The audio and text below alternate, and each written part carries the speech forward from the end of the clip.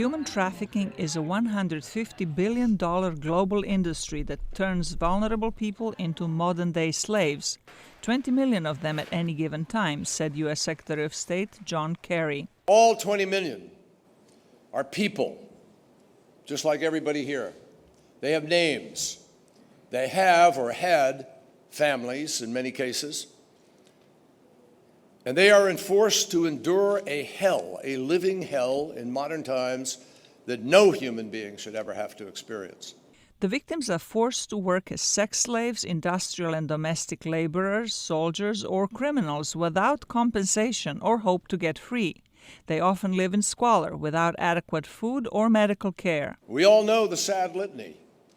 Girls compelled into sex slavery. Women sleeping in closets, let out only to cook, wash clothes, and scrub floors. Men and boys forced to forego sleep and sustenance so that they can work around the clock, often in blistering heat or otherwise appalling conditions. In war-torn regions, children are kidnapped to be trained as fighters for various factions. Some people become slaves voluntarily because they do not see any other choice.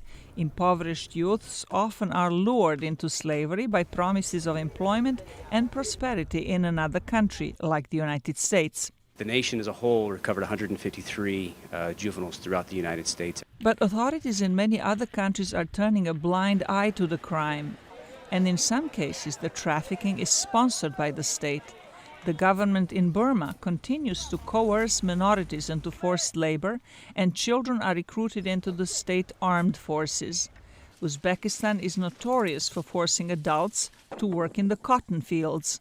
The United States holds governments responsible for failing to prosecute traffickers. Zlatica, Hoke, VOA News, Washington.